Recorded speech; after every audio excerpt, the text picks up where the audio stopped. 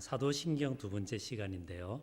제가 그 이야기를 했죠. 사도신경은 이제 성부, 성자, 성령, 삼위일체 하나님에 대한 고백을 중심으로 되어 있다, 이런 말씀 드렸습니다. 지난 시간에는 성부 하나님에 대한 고백 중에서 다 할 수는 없어서 전능하신 하나님, 도대체 하나님이 전능을 고백하는 건 뭔가, 그 이야기를 했고, 오늘 이제 성자 예수 그리스도에 대한 고백 중에서 역시 다 할 수는 없습니다. 그냥 그 시작하는 부분인 우리 주 예수 그리스도 독생자를 믿사오니라고 하는 그 부분에 대해서 조금 공부를 같이 하도록 그렇게 하겠습니다. 한 8시 한 25분쯤 되면은 누가 신호를 주셔도 좋을 것 같아요.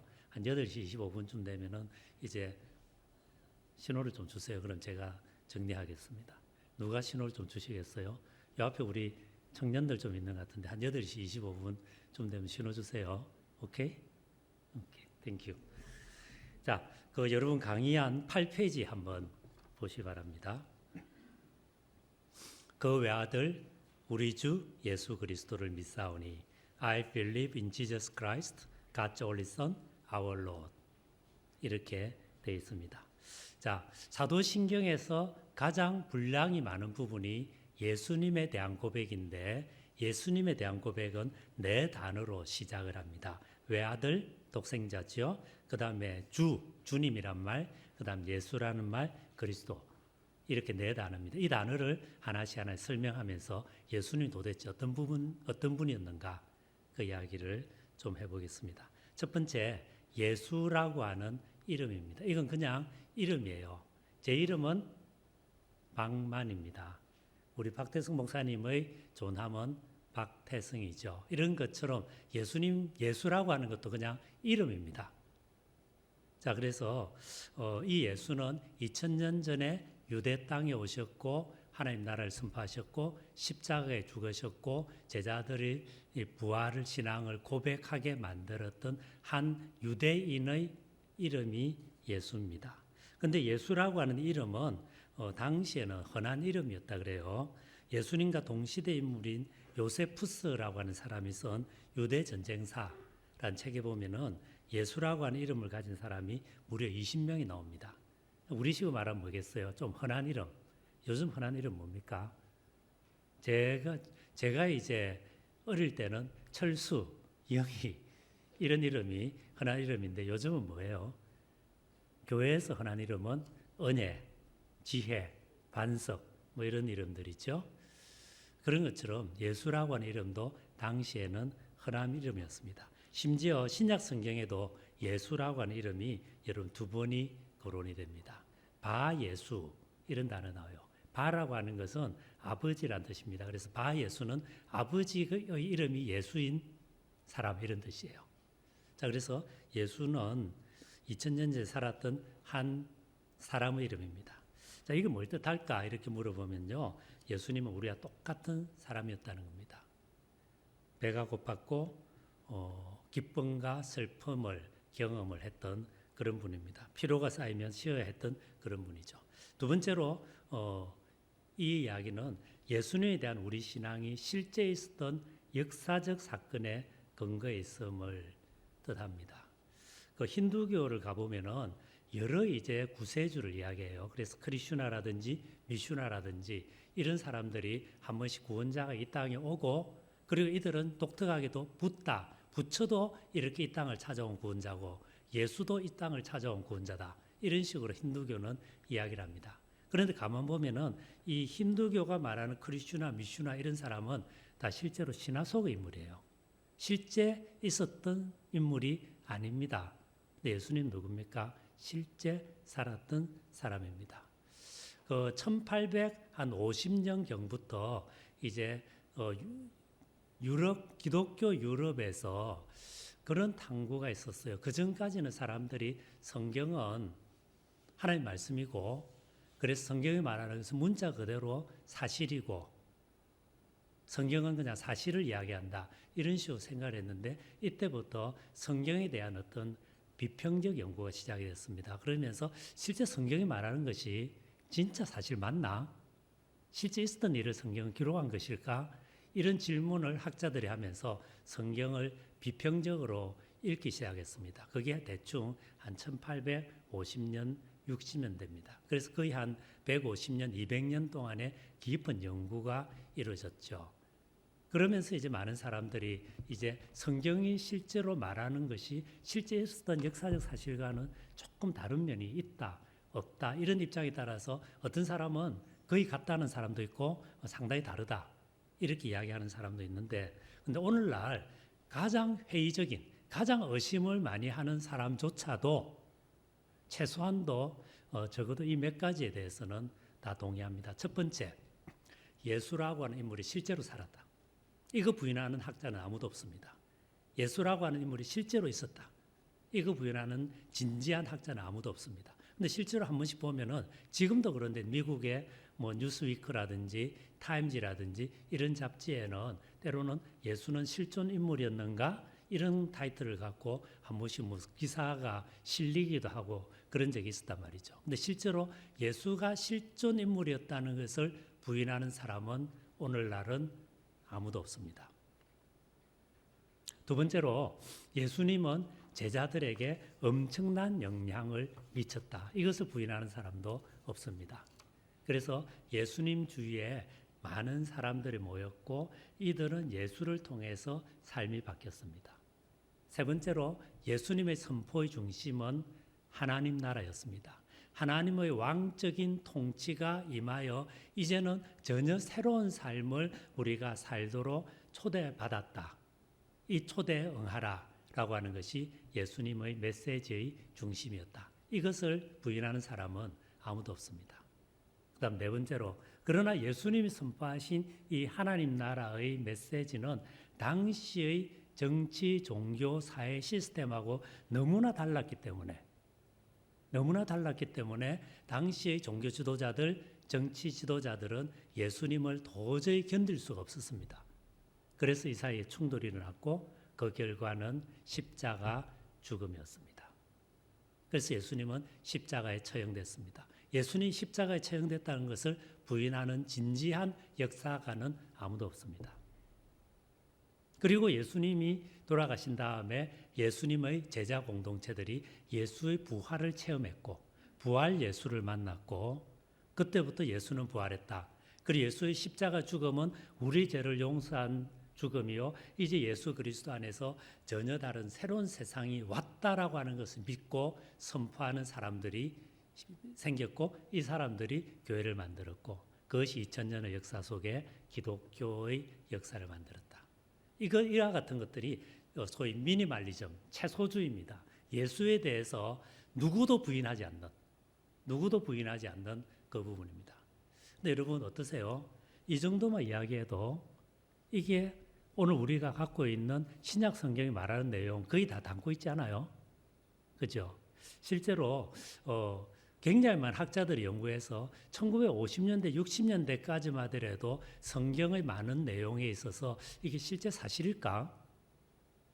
어떻게 예수님 무리를 걸었다는데 어떻게 사람이 무리를 걸을 수 있나? 죽은 사람을 살렸는데 어떻게 죽은 사람이 다시 살아날 수 있나? 예수님 부활하셨다고 하는데 어떻게 죽은 사람이 다시 부활할 수 있나?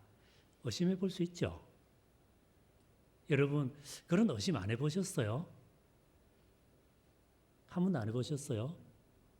여러분 다 믿음이 돈독해서 그런 의심 한 번도 안 해봤습니까? 에이, 재미가 없다. 우리 청년들 그런 고민 없었어요? 저는 예수를 믿었지만 대학생 때 이 고민이 참 많았습니다. 진짜 그럴까? 어떻게 죽은 사람이 다시 살아날 수 있지? 어떻게 갈릴리 바다를 예수님이 걸으셨다고 했는데 예수님은 불역의 법칙도 작용 안 되나? 어떻게 그렇지? 이런 질문들이 많았단 말이에요. 실제로 많은 학자들이 이런 의심을 갖고 성경을 연구하고 이거는 사실 아니야. 이런 식으로 이야기를 오랫동안 했습니다. 그런데 그 뒤에 계속해서 많은 연구가 이루어지면서 오늘날은 물론 학자마다 조금씩 보는 관점은 다를 수 있어요. 그러나 대체적으로는 성경이 말하는 내용이 너무나 놀라울 정도로 실제 사실이다라고 하는 것을 학문적 오늘날 거의 널리 받아들이고 있습니다. 많은 사람들이 이렇게 생각했어요. 2000년 전에 기록된 책 아니냐? 그때는 신화와 미신이 지배할 때 아니냐. 그러다 보니까 그냥 그 사람들은 이걸 쉽게 믿었다. 죽은 자 살리고 귀신을 내쫓고 다 이런 식으로 그 사람들이 쉽게 믿을 수 있었다. 그러나 오늘 우리는 과학 시대를 살지 않냐. 이성의 시대에 살지 않냐. 근데 이걸 문자 그대로 어떻게 받아들이냐. 이런 식으로 생각하는 사람들이 많았는데 오히려 연구를 하면 할수록 어떻게 됐냐니까 실제로 성경을 기록했던 1세기의 사람들조차도 신화와 전설과 기록 문서를 구별했습니다. 그래서 그 시대도 실제로 아주 진지한 학자들은 어떤 사건을 기록할 때는 항상 가서 탐문 조사를 해요. 직접 목격자를 찾아가 봅니다. 물어봅니다. 그리고 그 일이 실제로 일어났는지 증거를 찾아봅니다. 그리고 그와 같은 증거가 있으면 그것을 이와 같은 일이 있었다라고 기록하는데, 그래서 고대 1세기 문서도 기록 문서의 양식과 그저 흥미롭고 재미있는 어떤 민담이라든지 전설을 담은 것은 애초에 장르가 완전히 다릅니다. 기록 방식이 다릅니다. 근데 성경은 뭐냐면은 기록문의 양식이에요. 그 중 하나가 누가복음은 이렇게 시작하죠. 우리 중에 일어난 일에 대해서 여러 사람들이 기록을 했다. 나도 이 모든 것을 처음부터 끝까지 자세히 조사해 보았다. 그리고 그것을 데오빌로 각하여 당신에게 써보냅니다. 이렇게 하면서 이제 세례 요한의 부모부터 시작해서 누가복음을 쭉 쓰죠. 그리고 예수님의 부활과 성천까지 씁니다. 그 다음 예수님이 이제 성천하시기 직전에 제자들에게 하신 말씀부터 시작해서는 사도행전이 기록됩니다. 그래서 누가복음과 사도행전은 같은 저자가 썼는데 거기 보면 누가가 이걸 시작할 때 그 이 일을 처음부터 끝까지 미루어 살핀 나도 이렇게 이야기합니다. 무슨 이야기냐니까 실제로 가서 본 거예요. 누가가. 목격자 만난 겁니다. 예수님이 병자를 고치고 죽은 자를 살려내고 귀신을 내쫓던 것을 직접 현장에서 목격한 사람을 만나고 그리고 그 사람들 이야기 듣고 그리고 여러 근거 자료를 찾아보고 이것이 확실하다 싶을 때 기록한 겁니다. 그래서 오늘날은 이제 학자들이 실제로 신약 성경이 말하는 내용이 그저 신화라든지 전설이라든지 민담이라든지 꾸며낸 이야기가 아니라 사실은 역사적인 근거를 가지고 있는 이야기라는데 그대로 다 이렇게 거의 받아들이고 있습니다. 지금 이제 그게 오늘날 이제 학문적인 어떤 결과입니다. 여러분 이런 이야기 좀 낯서나요? 그냥 애초에 성경에 기록된 이야기는 뭐 사실이고 그것을 의심할 수는 없지. 근데 그걸 뭐 의심하고 연구를 해보지? 그러다가 최종 저런 이야기를 하지? 이런 생각 혹시 드세요?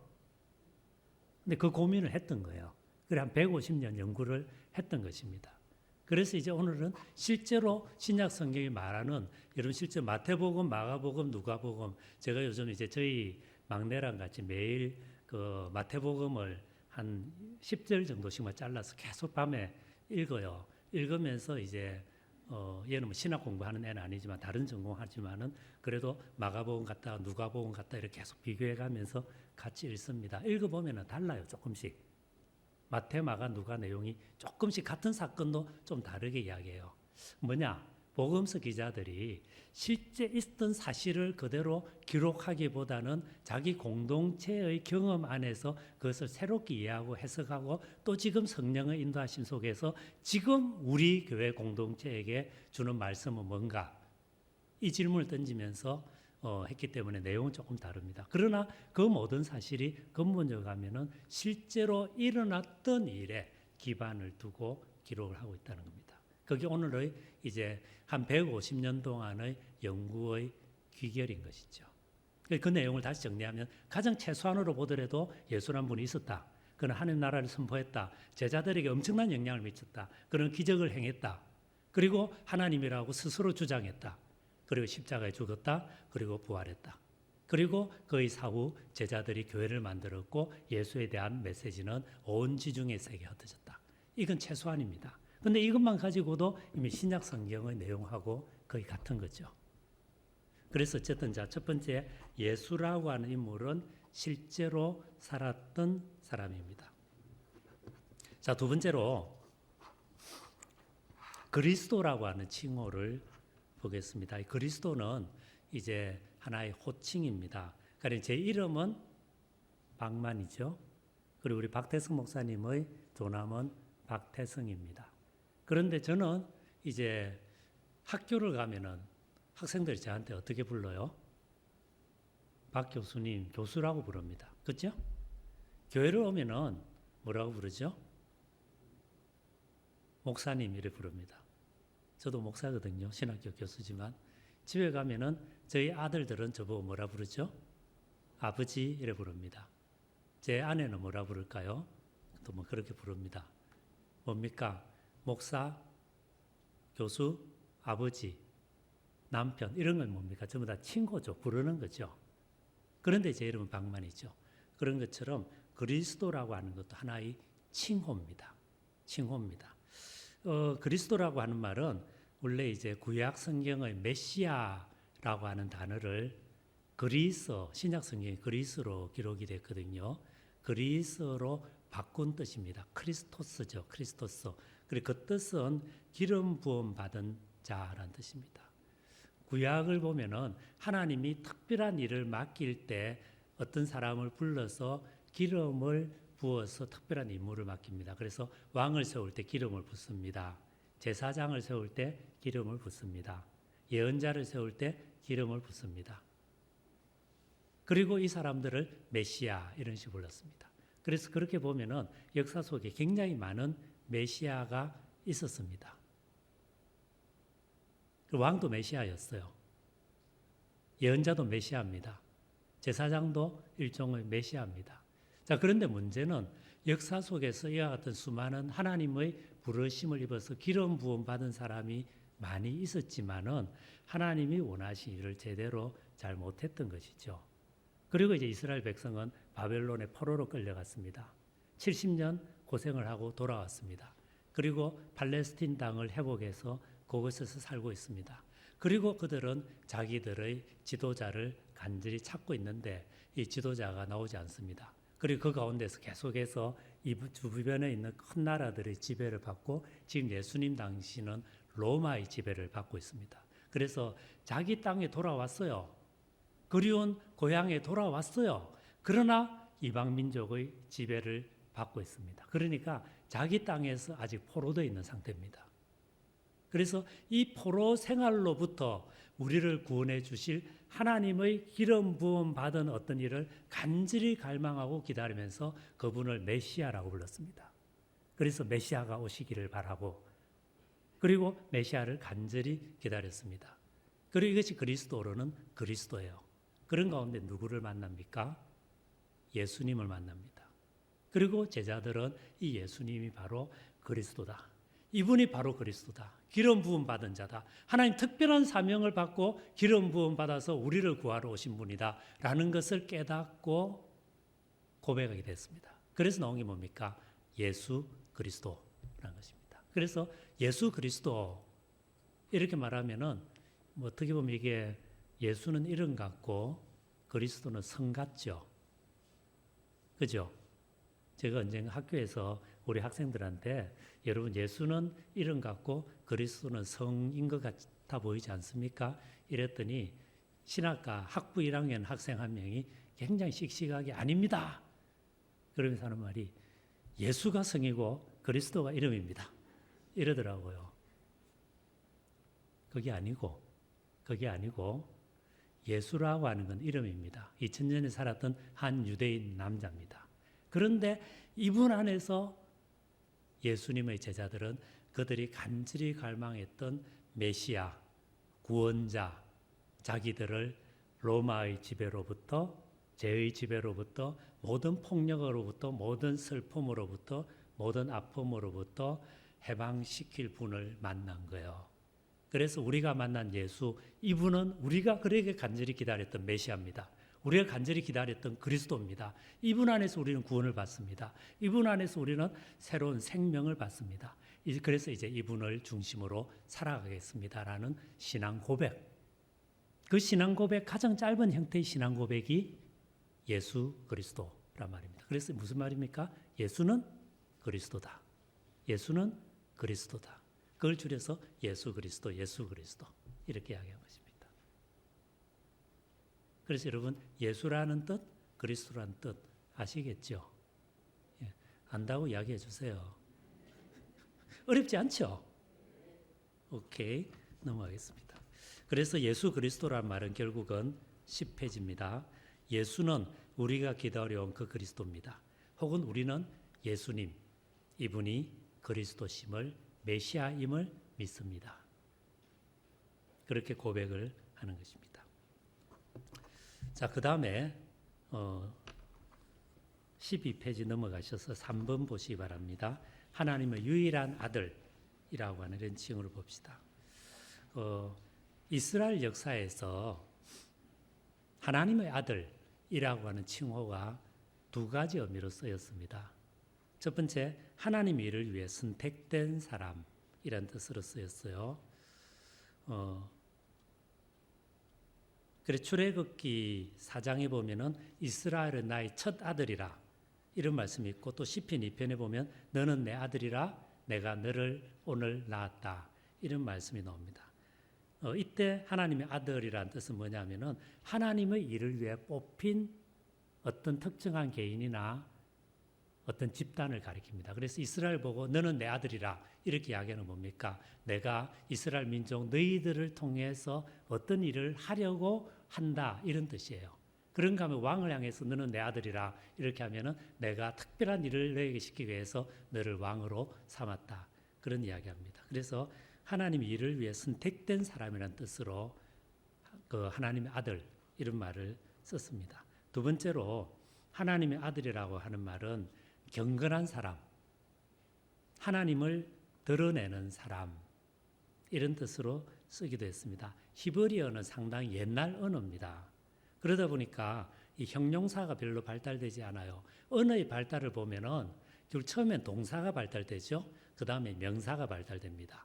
그리고 언어가 상당히 이제 오래될수록 다양한 형용사들이 나오게 되죠. 실제 우리 생활에서 뭘 표현할 때 동사와 명사만 있으면 되죠. 나는 간다. 뭐 이러면 되잖아요.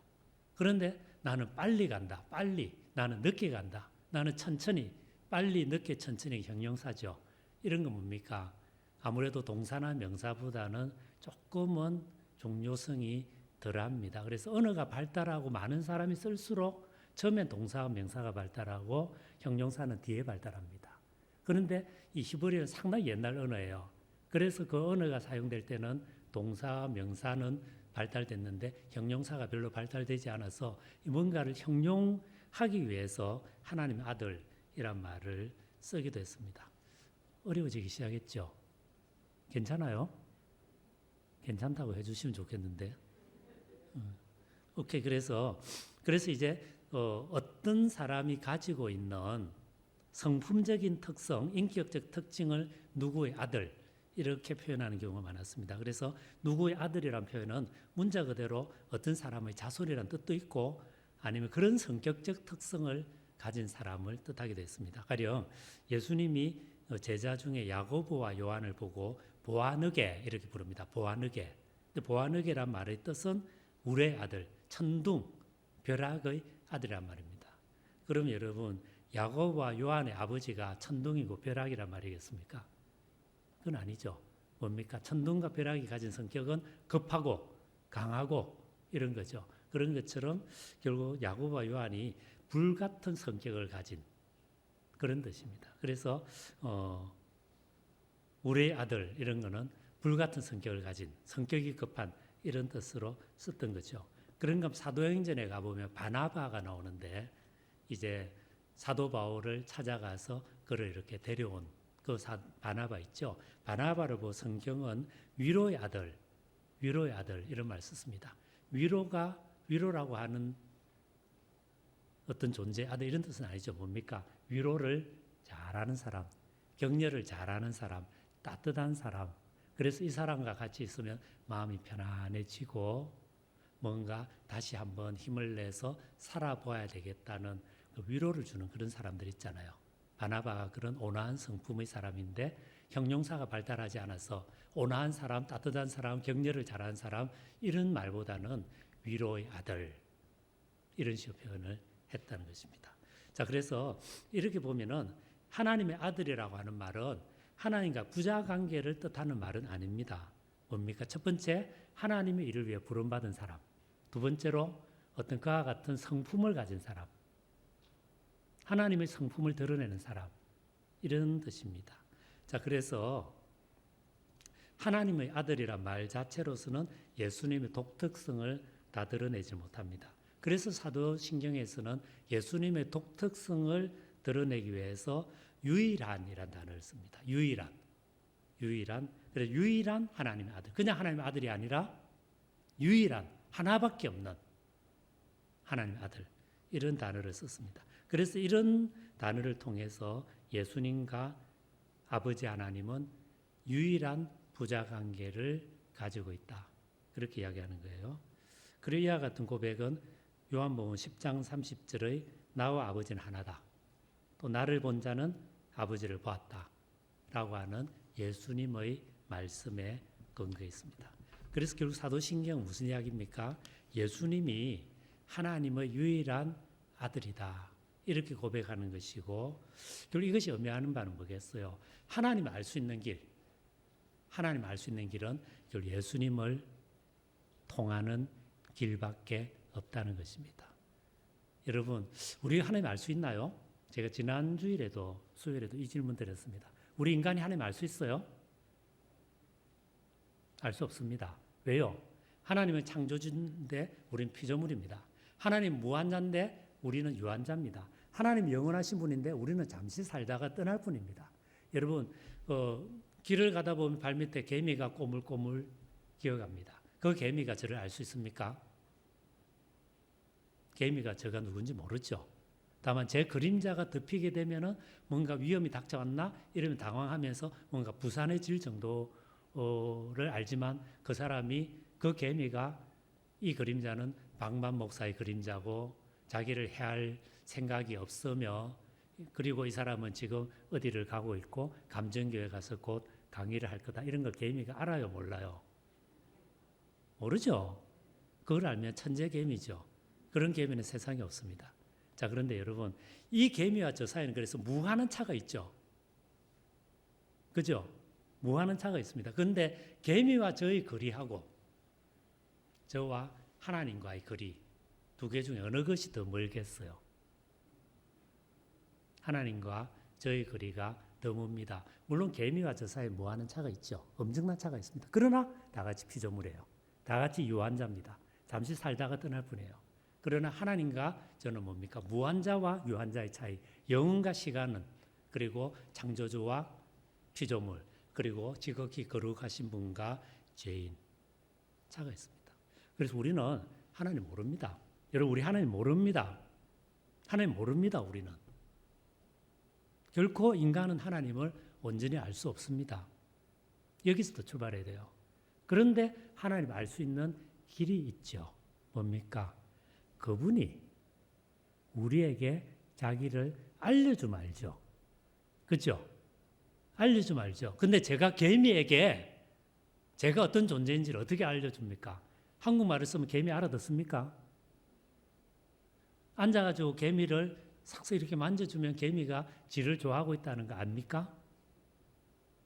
오히려 당황스러워하죠. 무서워하겠죠. 방법이 있어요. 어떻게 하면 됩니까? 제가 개미가 알아들을 수 있는 말을 하면 됩니다. 그렇죠? 더 나아가서 제가 개미가 되면 됩니다. 그래서 개미 A와 개미 B가 만나면은 서로 말이 되죠. 그래요, 안 그래요? 그게 하나님이 우리에게 하신 일이에요. 그래서 예수는 하나님의 아들입니다. 그분 자신이 온전한 신성을 가진 분입니다. 그런데 인간이 되었습니다. 왜요? 그렇게 해야 우리하고 소통이 되거든요. 그래서 예수를 보면은 예수 안에서 우리는 하나님을 압니다. 기독교 신앙의 핵심은 결국 이거예요. 창조주 하나님이 있다. 지극히 거룩한 하나님이 있다. 그리고 그분이 역사를 주관하신다. 우리 개인의 삶도 인도하신다. 이걸 그리스도인들이 믿는데 이걸 우리가 어떻게 알고 믿게 되죠? 예수 안에서 하는 거예요. 예수 안에서 하는 것입니다. 예수 안에서 우리는 하나님 어떤 분인지 압니다. 예수 안에서 하나님 뜻이 뭔지 압니다. 그래서 예수 안에서 알 수 있는 거죠. 그래서 하나님을 알고 하나님의 구원에 참여할 수 있는 유일한 길은 뭐라고요? 예수입니다. 그래서 이제 사도행전 4장 12절은 천하 인간의 구원을 얻게 할 다른 이름이 없다. 그렇게 이야기를 합니다. 여러분 부처님 위대하죠. 실제로 부처님의 가르침을 담은 그런 원시 불경을 개인적으로 저도 많은 관심을 가지고 읽어보기도 하고 공부를 합니다. 그러면서 감탄해요. 깜짝 놀라요. 정말로 깊은 지혜, 깊은 통찰, 그리고 이제 불교의 굉장히 많은 지점이 오늘 현대 철학의 제가 전공하는 부분이 조직신학이라는 과목인데요. 철학하고 굉장히 맞닿아 있습니다. 그래서 이제 현대 철학의 많은 부분하고도 맞고, 그리고 이 2000년, 3000년 전의 이제 불교 경전이 오늘 현대 철학에 겨우 도달한 어떤 그 지성을 이미 2000년, 3000년 전에 말하고 있다는 거 보고 깜짝 놀랍니다. 그리고 또 불교인들 중에서 다 그런 건 아니겠지만 정말로 치열한 구도자 정신을 갖고 살아갔고 삶의 변화와 어떤 그런 모습을 가진 탁월한 분들이 있죠. 유교에도 그런 게 있어요. 근데 여러분, 거기에 배울 게 많습니다. 훌륭한 게 많습니다. 그리고 존중해야 돼요. 존중해야 됩니다. 그러나 그것이 암만 귀하고 좋아도 거기에는 깊은 지혜와 통찰력과 놀라운 것들이 있다 하더라도, 그러나 온전한 진리이신 하나님을 알 수 있는 유일한 길은 뭡니까? 인간이 아무리 올라가도 불교가 인간이 도달할 수 있는 최고 최상의 지혜일 수 있어도 인간의 지혜예요. 하나님께 미치지 못합니다. 하나님께 미칠 수 있는 길은 하나님이 알려주시는 그거밖에 없어요. 그런데 하나님이 알려주신 길이 뭡니까? 때로는 이스라엘 백성을 통해서 말씀하시다가 마침 예수님 안에서 말씀하셨죠. 히브리서 1장에 태초부터 우리 조상들에게 이모저모 말씀하신 하나님이 그 마지막 날에 그 아들 통하여 우리에게 말씀하셨으니 이 아들은, 이렇게 하면서 히브리서는 시작을 합니다. 그걸 예수 안에서 알 수 있는 거예요. 이걸 이제 사도신경은 유일한 하나님 아들이 인간이 되셨고 이분 안에서 우리는 하나님이 어떤 분인지 알게 됐습니다. 그렇게 이야기하고 이것을 유일한 하나님 아들, 독생자란 말로 표현한 것입니다. 그래서 여러분 사도행전 4장 12절 천하 인간의 구원을 얻을 만한 다른 이름을 우리에게 주신 일이 없다, 그런 것입니다. 근데 이와 같은 주장이 오늘날 굉장히 많은 사람들에게 너무 독선적으로 들리지 않나, 이런 비판이 있습니다. 여러분도 아마 그런 이야기 들어보셨죠. 왜 기독교인들은 예수만이 구원이라고 하지? 예수만이 진리라고 하지? 부처님 속에서도, 공자님 속에서도, 마음의 속에서도, 오늘 수많은 성인들 속에서도 굉장히 많은 지혜가 있지 않나? 진리가 있지 않나? 좋은 거 많이 있지 않나? 왜 구원의 길은 오직 예수밖에 없다고 하지? 너무 너희들 독선적인 거 아니야? 이런 비판이 있습니다. 그런 비판 들어보셨죠? 또 여러분도 좀 맞는 말 같네, 그런 생각 안 해보셨어요? 안 해보셨어요? 청년들 안 해보셨어요? 해봤을 것 같아요. 하는 게 정상이에요. 이게 하는 게 정상이에요. 근데 거듭 말합니다. 불교 속에, 유교 속에, 그리고 수많은 성인들의 가르침 속에, 그리고 오늘날 많은 학문 세계 속에 깊은 진리가 있습니다. 배울 바 많이 있습니다. 존중해야 됩니다. 귀한 거 많이 있습니다. 그러나 그것은 결국 인간의 지식의 최고봉이죠. 여기에 신적 지식이 나타난 게 있습니다. 이게 뭡니까? 예수입니다. 기독교 신앙은 이것을 주장하는 거예요. 그리고 이걸 표현하기 위해서 사도신경은 유일한 하나님의 아들, 이렇게 표현한 겁니다. 이게 독선적으로 볼 수 있어요. 그러나 사실은 보면 독선은 아닙니다. 여러분, 세상에 수많은 아버지가 있죠. 그러나 저희 아버지는 한 분밖에 없습니다. 돌아가셨죠, 이제는. 제가 아들 셋이 있습니다. 수많은 아버지가 있지만 그러나 저희 세 아들에게 유일한 아버지는 저밖에 없습니다. 그런 거예요. 근데 문제는 뭐냐? 사람들이 너희들이 너무 독선적이야. 그리스도인들 너무 독선적이야. 이렇게 이야기할 수 있는데 사실 그렇게 주장하는 주요한 이유는 우리가 그렇게 주장하지만 우리 삶이 정말로 겸손하고 사랑하고 나누고 섬기고 희생하면서 그러나 진리를 향한 열정과 헌신을 보이면은 들릴 거예요. 우리 삶이 그래 안 되잖아요. 그런데 그걸 주장하니까 너무 독선적인 것 같다. 이렇게 되는 것이죠. 그럼 실제로 이걸 잘 생각해 보셔야 돼요. 흔히 많은 사람들이 이런 이야기합니다. 세계 4대 성인이 있다 이러죠. 누굽니까? 예수님, 공자님, 부처님, 그리고 여기다 뭐 소크라테스를 넣기도 하고 혹은 이슬람교의 창시자 마호멧을 넣기도 합니다. 자, 그런데 그러면 이들은 성인이다, 훌륭한 분들이다, 위대한 분들이다, 배울 바가 많은 분들이다. 이것은 구태여 특정한 종교를 안 가진 사람도 이렇게 생각을 하겠죠. 그죠? 합니다. 근데 여러분 잘 생각해 보십시오.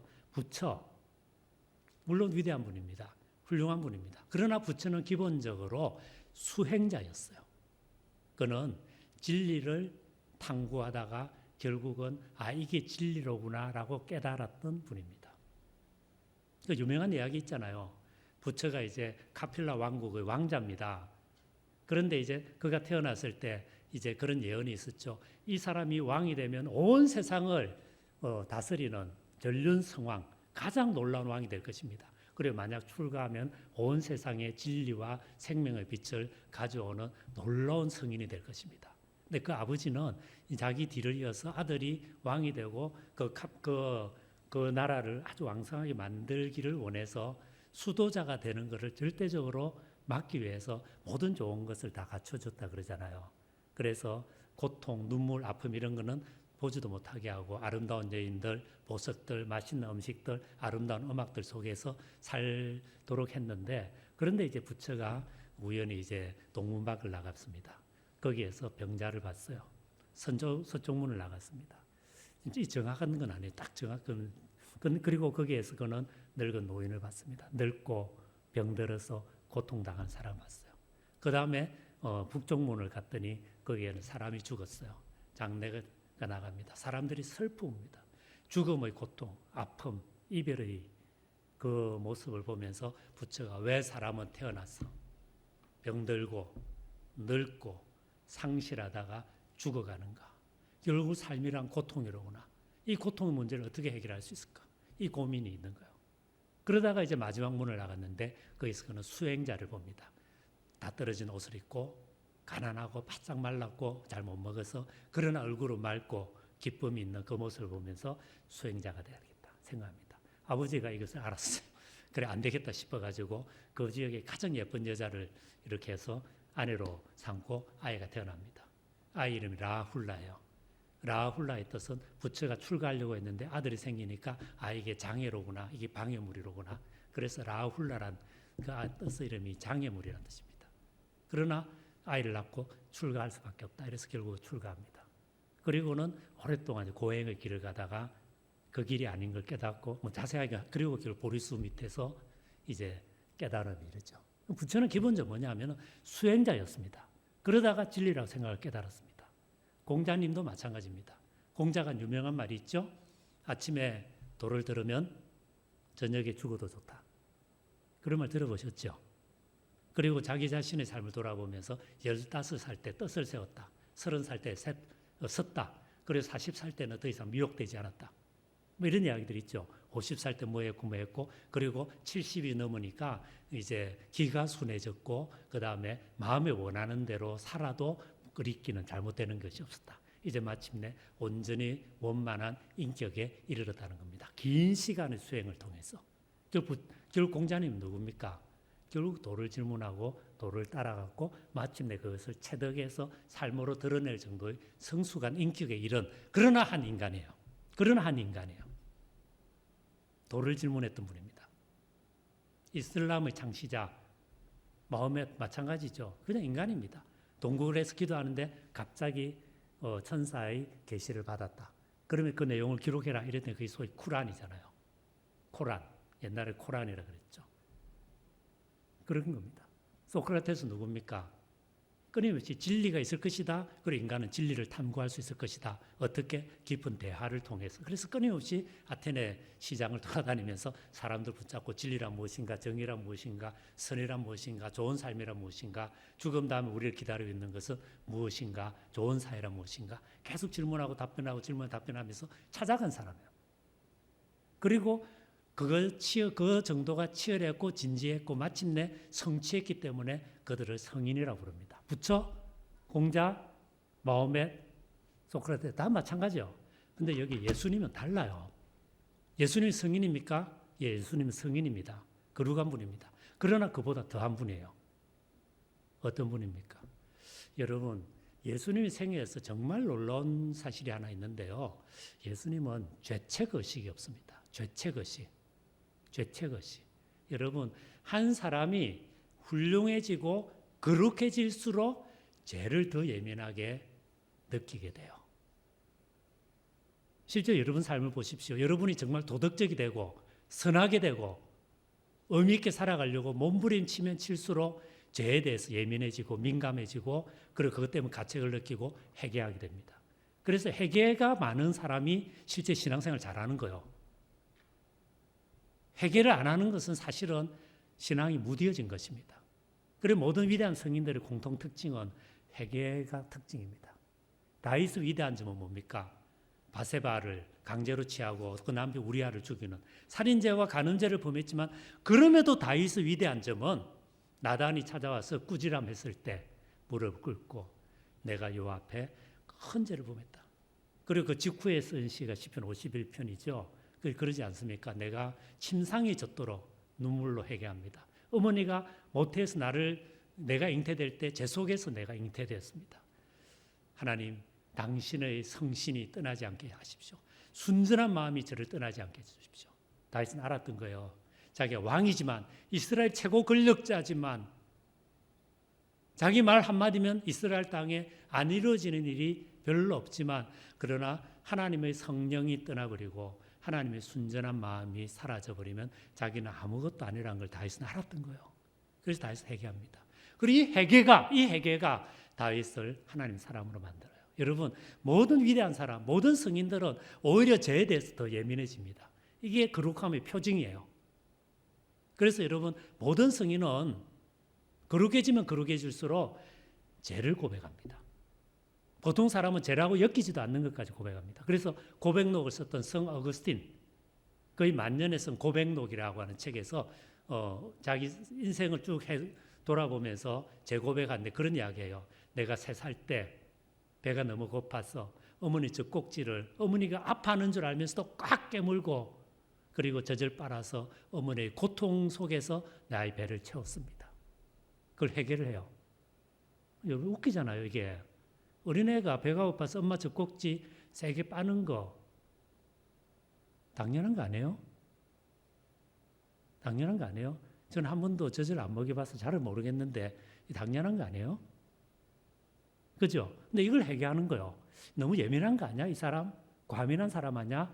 그렇게 생각할 수도 있지만 하나님 앞에서 살다 보니 거룩하게 돼가지고 그래서 그것조차 회개하는 겁니다. 여러분, 모든 거룩함의 표지는 얼마나 깊은 죄를 고백하느냐하고 연결되어 있어요. 그런데 예수님이 성인이잖아요. 그럼 죄에 대해서 예민해야 되잖아요. 근데 예수님의 생애를 보면 한 번도 죄책이 없어요. 죄책이 없습니다. 복음서를 자세히 보십시오. 없습니다. 오히려 이렇게 말하죠. 누가 나를 죄 있다고 책잡겠느냐. 누가 나를 죄 있다고 책잡겠느냐. 이렇게 말씀하십니다. 더 나아가서 예수님은 죄를 용서합니다. 이스라엘 전통에 따르면 죄를 용서할 수 있는 이는 하나님밖에 없어요. 하나님만이 죄를 용서합니다. 그리고 하나님 정하신 죄 용서의 방법은 뭡니까? 성전에 제물을 갖고 가서 제사장에게 두고 그럼 제사장이 제물 위에 이 사람의 죄를 그 손을 얹어서 옮겨서 그리고 제물을 죽여서 이 사람의 죄를 용서받게 해요. 가난한 사람은 비둘기 한 쌍, 부자는 소나 양. 그게 죄를 용서받는 방법입니다. 그런데 예수님은 뭡니까? 바로 하나님만이 죄를 용서할 수 있는데 바로 그냥 죄를 용서해버려요. 중풍병자가 찾아왔습니다. 사람들이 데리고 왔습니다. 이 사람을 보니까 마음의 병이 있어요. 일단 중풍병 이전에 마음의 병부터 고쳐야 될 것 같아요. 그래서 뭐라고 합니까? 이 사람아, 네 죄 사함을 받았다. 사람들이 웅성웅성거립니다. 이 사람 정말 참남하구나. 신성모독이로구나. 하나님만이 죄를 사할 수 있는데 어떻게 사람이 돼서 죄를 용서할 수 있다고 하는가? 그때 예수님 말씀합니다. 이 사람들아, 죄 용서를 받았다는 말과 이 침상을 들고 걸어가라는 말 중에 어느 것이 더 쉽겠느냐? 그러나 인자가 이 땅에서 죄를 용서하는 권한, 권능이 있다는 것을 너희들 알게 하겠다. 너는 자리를 들고 걸어가라. 그랬더니 그 사람이 일어나서 자리를 들고 걸어갔다. 그 말씀 아시죠? 예수님은 그냥 바로 죄 용서를 선포해버립니다. 죄 용서를 선포해버립니다. 그리고 예수님 스스로 성전이라 그래요. 그래서 이 성전을 헐라 사흘 만에 내가 다시 짓겠다. 뭡니까? 사흘 후 부활해서 성전 역할을 이제 내가 하겠다는 거예요. 이제 예수 통해서, 나를 통해서 너희들이 죄 용서받고 하나님 아들 되고 딸 되고 거룩해지고 다른 삶을 살겠다는 겁니다. 그런데 이분은 뭡니까? 예수님은 성인입니까? 아니면 성인보다 더한 분입니까? 성인보다 더한 분입니까? 성인보다 더한 분입니다. 공자님, 부처님, 마호메트, 소크라테스 이런 분은 성인일 것입니다. 그러나 예수님은 성인이지만 성인보다 더한 분입니다. 이분은 죄를 용서하실 수 있는, 죄로부터 완전히 자유한, 나를 본 자는 하나님 아버지를 보았다라고 말씀하실 수 있는 이분이 바로 하나님이고 하나님 아들입니다.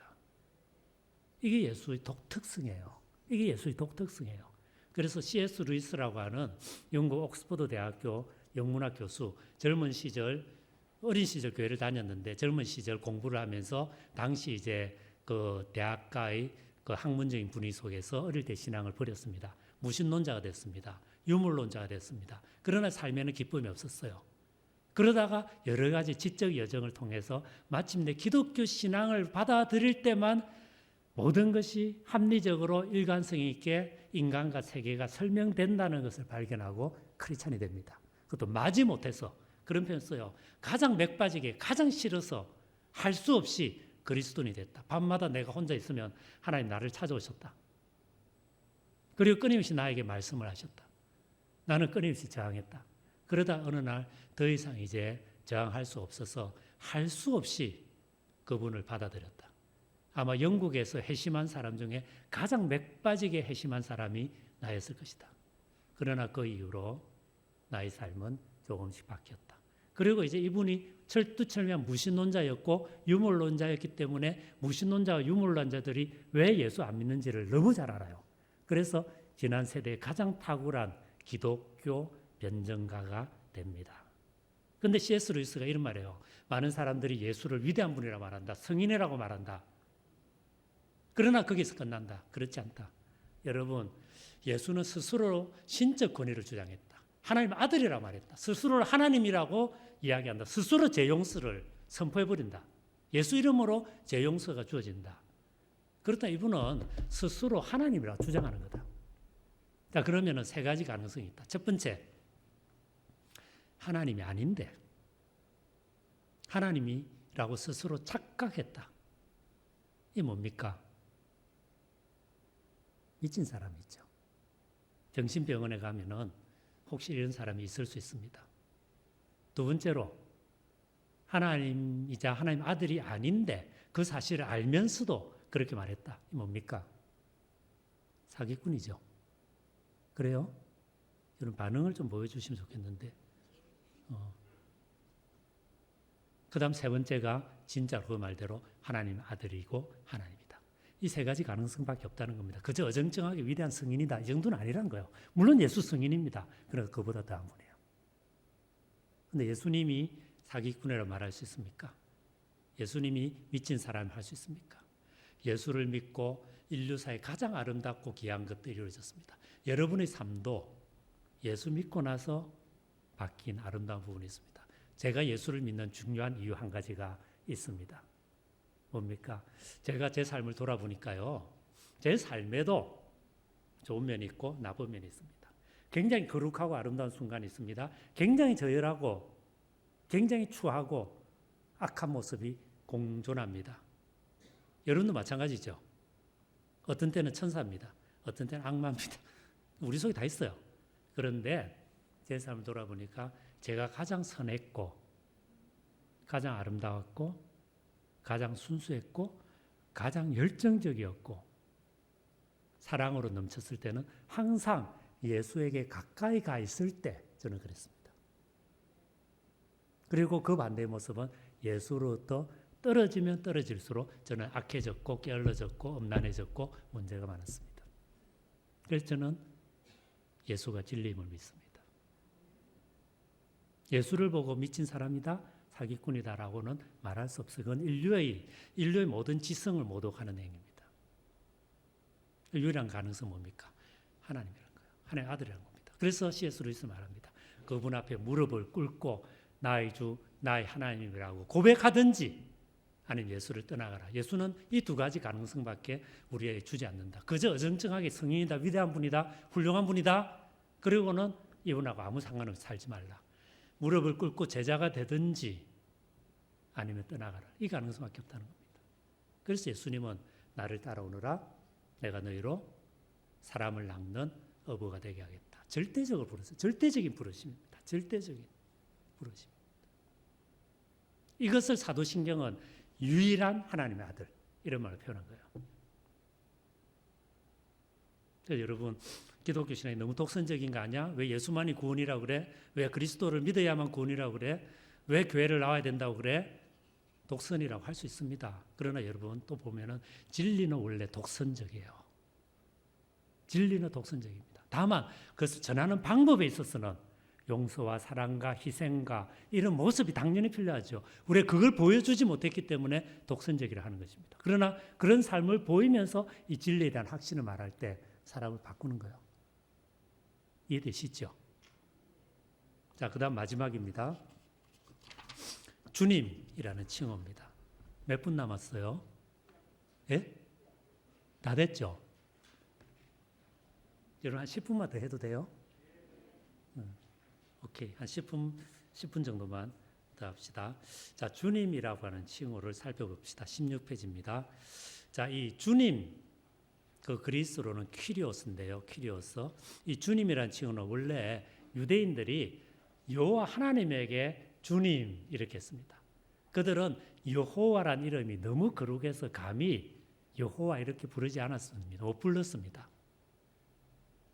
대신에 주님이란 아도나이란 단어를 썼습니다. 아도나이 이런 말을 썼습니다. 그런가 하면 하나님은 하늘에 계시긴다 생각해서 하늘이란 말로 하나님을 대신하게 됐습니다.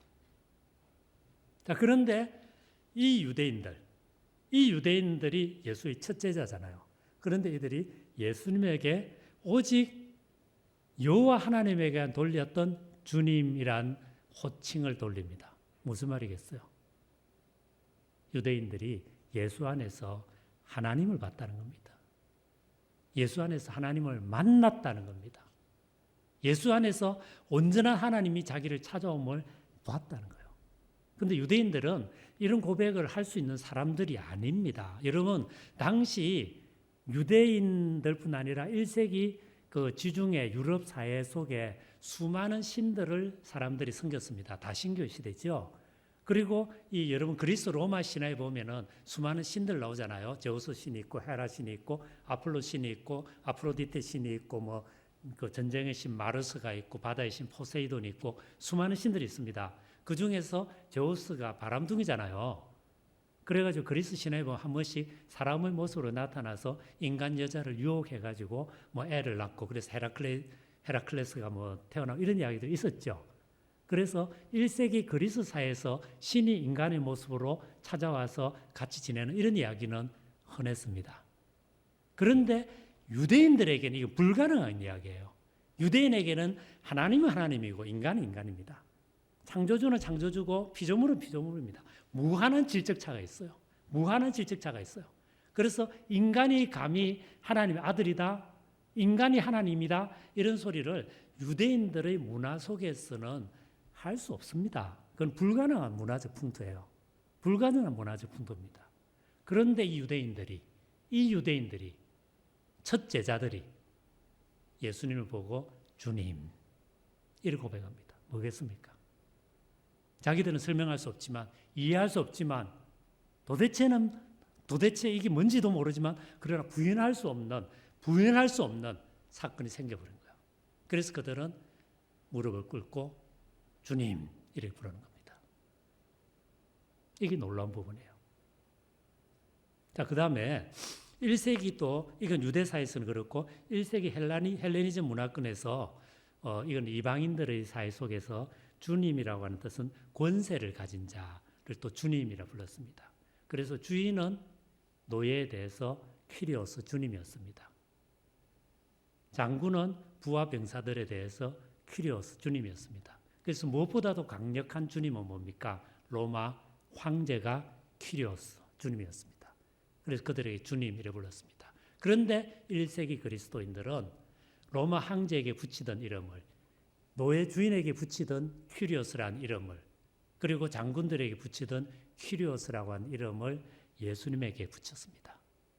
그리고 이 말을 통해서 그들이 말하고 싶은 것은 이 세상에 진짜 주님은 로마 황제도 아니요, 장군도 아니요, 그리고 집주인도 아니요, 많은 것을 가진 세상적 권세를 가진 이가 주님이 아니라 여기 나사렛의 외로운 목수, 십자가에 비참하게 고난당해서 죽어간 이 예수가 주님이다. 이렇게 고백하고 있는 것입니다. 그리고 이런 고백 속에서 그들은 하나님을 새롭게 이해합니다. 전통적으로 로마사에서 하나님, 신 이렇게 하면 제우스라든지 헤라 신이라든지 아폴론 신이라든지 이런 신들이 가지고 있는 특성은 뭡니까?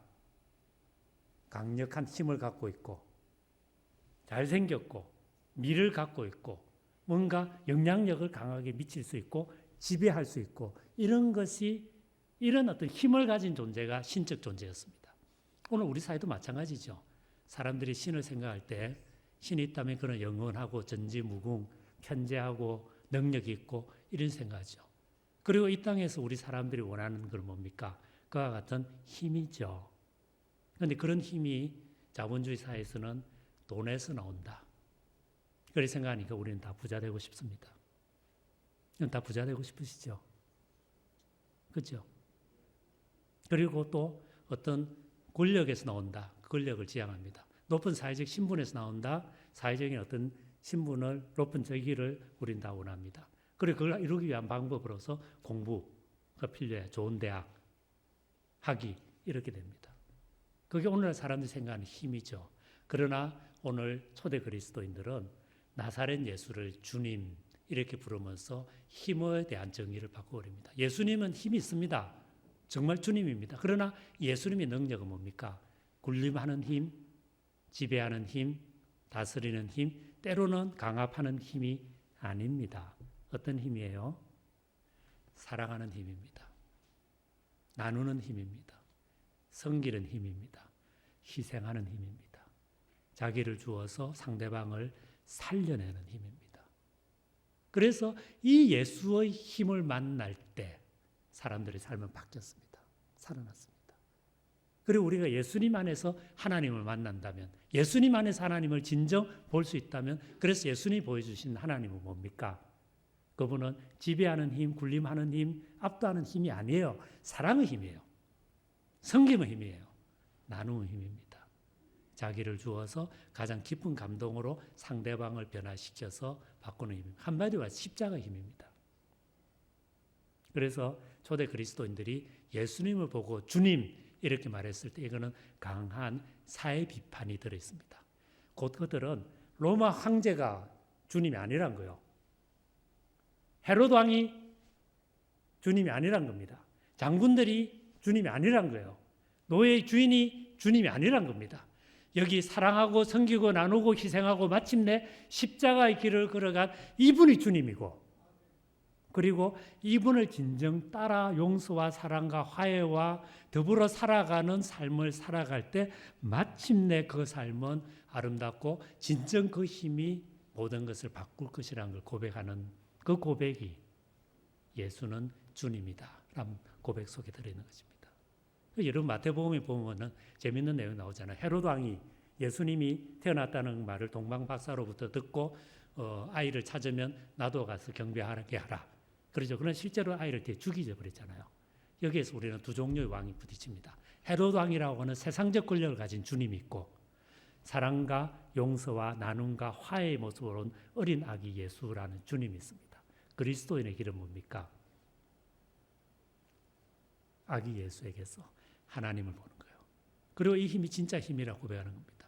그래서 하나님이 우리에게 물질을 주실 때, 사회적인 지위를 주실 때, 어떤 사회적인 신분을 주실 때, 탤런트, 재능을 주실 때, 그 뭡니까? 그 자체가 소중한 건 아니에요. 그 자체가 의미 있는 건 아니에요. 우리는 세상 사람들 그 자체로 소중하다고 여기서 그것을 다 원하고 또 그걸 얻은 사람을 부러워하고 하지만 기독교는 뭡니까? 그걸 통해서 그거 자체로는 힘이 아니에요. 그거 자체로서 아직까지 아니에요. 근데 그걸 가지고 사랑하고 섬기고 나누고 희생하고 함께 하게 되면 그것은 소중한 것이 됩니다. 그리고 그것을 하기 위해서 부름받은 교회가 그것이 교회예요. 그리고 교회 안에 물질 있는 분, 지식 있는 분, 사회적인 경험 있는 분, 사회적 신분 있는 분, 그러나 또 서로 그런 것이 없다 하더라도 나름대로 신앙 있는 분들이 한데 어울리되 핵심은 뭡니까? 참으로 용서하고 사랑하고 나누고 희생했기 때문에 진정 주님이셨던 이 예수 그리스도, 그리고 이것이 하나님의 진정한 힘임을 보여주셨던 예수 그리스도를 따라서 그런 어떤 것으로 서로 섬기고 나누고 그 교회를 아름답게 만들고 그리고 지역사회를 그렇게 섬길 때 그때 우리는 진정 예수가 주님이다. 그렇게 고백하는 것입니다. 그래서 예수가 주님이다 이렇게 고백하는 것은 그저 내 영혼의 주님 이 수준을 넘어서는 거죠. 뭡니까? 일상생활 속에서. 일상생활 속에서. 나의 시간, 나의 물질, 나의 재능, 나의 24시간 얼마나 이 주님 예수를 드러낼 수 있느냐. 그리고 그렇게 살아가도록 애를 쓰는 사람이 제자입니다. 제자. 근데 재밌는 것은요. 여러분 신약 성경에 보면은 그리스도인이란 단어, 그리스도인 단어는 딱 두 분밖에 안 나옵니다. 근데 제자란 말은 무수하게 나옵니다. 무수하게 나옵니다. 그리고 예수님은 제자를 불러요. 교회는 뭡니까? 제자 공동체입니다. 이 제자는 뭡니까? 예수를 보고 주님 이렇게 고백한 사람입니다. 그럴 때 주님은 뭡니까? 용서와 사랑과 화해의 능력으로 앞서가신 분이고 우리로 하여금 그 길을 따라오기를 원하신 분이죠. 하나님 우리에게 은혜를 주셔서 감정교회가 이와 같은 주님을 잘 따라가는 공동체 되실 수 있기 바랍니다. 우리 일상생활 속에서 우리 시간 사용에 있어서 우리 물질 사용에 있어서 우리 재능 사용에 있어서 우리 대인관계에 있어서 우리 교회 섬김에 있어서 그리고 우리 가정에서의 관계에 있어서 정말 용서와 사랑과 나눔이 주님 그 예수가 중심이 되는 삶 그런 축복이 우리 모두에게 있으시기를 바랍니다. 뒷부분이 더 있어요. 그 성령에 대한 고백 그리고 다른 고백이 있는데 할 수가 없습니다. 제가 자료를 하나 더 넣어놨는데 그냥 한번 읽어보시고 이거로 해서 사도신경 일단 끝났다고 끝난 건 아니죠. 굉장히 많은 걸 할 게 많은데 이 정도만 하고 일단은 마치겠습니다.